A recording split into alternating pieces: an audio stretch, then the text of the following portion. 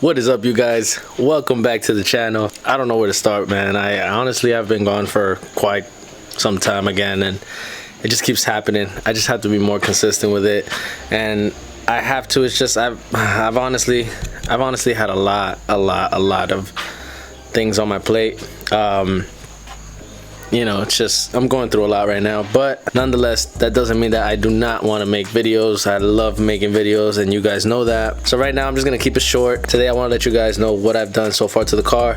I know the last video, was it the last video? Yes, in the last video I had a leak on the car. I couldn't find it. It took me weeks to find it, almost months to find it, and it was one of the most obvious things, one of the things I really didn't even check, and I should have checked. But I'm gonna go ahead, clean this car up because it's filthy. But before we even start this video, let's get a cold start. Haven't even started the car up today.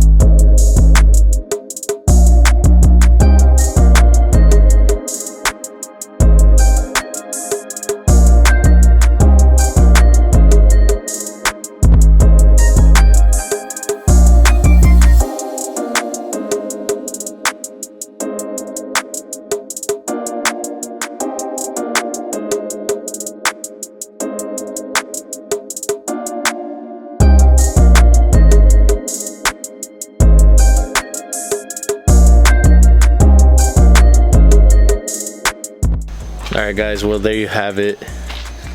Car is semi-clean. I didn't really go sew in. I did get most of the parts on the side skirts just because they were really filthy. I'm sure you guys saw it, especially the passenger side, super filthy. I didn't go so thorough. I usually go way thorough when I go to a meet or something, but it's been even a while since I've gone to a meet. Car is all cleaned up.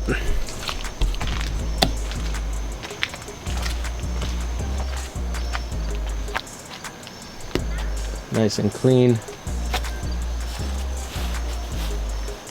So before it gets too dark, I just want to go ahead and show you guys the one modification I did, which makes the car interior look so good.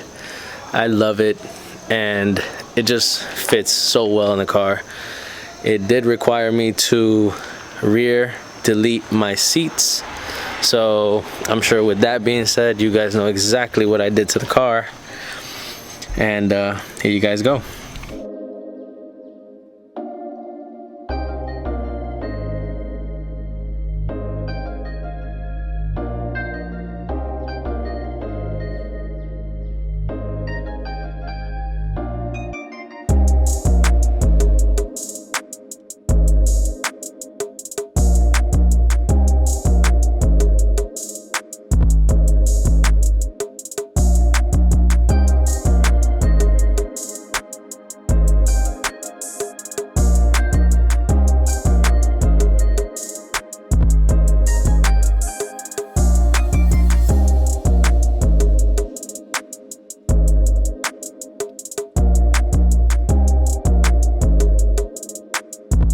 I hope you guys like that little montage. The car looks so great with it. I love the way it looks. I just love that roll cage. So that is that, you guys. Roll cage is in and ready to go. Now, for those of you who are curious about what happened with my leak, I'm sure you guys know what this is. And for those of you who don't, this piece right here actually goes with the wastegate, and it goes right where the stem is. I'm sure you guys can see that stem. It goes to about right here, and it goes connected to the flapper on the turbo. All this time I had a leak on the car, and when I tell you I checked everything, I checked everything. I checked the EC, air compulsion hoses that go onto the turbo. I checked if they had any type of like slash on it, any type of cut where air would go through. I checked the intake that I had just recently changed to the fender well air intake. When I tell you I checked everything and I could not find the problem. Thankfully, a couple of friends really helped me out. You guys know who you are, so shout out to y'all. Were guiding me through, trying to help me out what was going on with this and that. I came across the wastegate. Now I took this turbo blanket off, and when I took this turbo blanket off, I saw the stem of the wastegate out. In this case, it was detached from the turbo wastegate flapper. So pretty much this clip right here ended off popping out. My wastegate was just out from the flapper. So nothing was really holding the stem of the wastegate to the flapper. I don't know if the wastegate, because I had a forge, I don't know if it broke. I'm gonna check if it's rebuildable. I assume it is, because when I went to test it out, it was not holding pressure at all. Meaning the stem wasn't moving as I increased pressure with the, I have a little pressure gun. So it wasn't working. So once I found that out, I swapped the wastegate from my Forge to my Turbo Smart. Thankfully, I still had it there with me.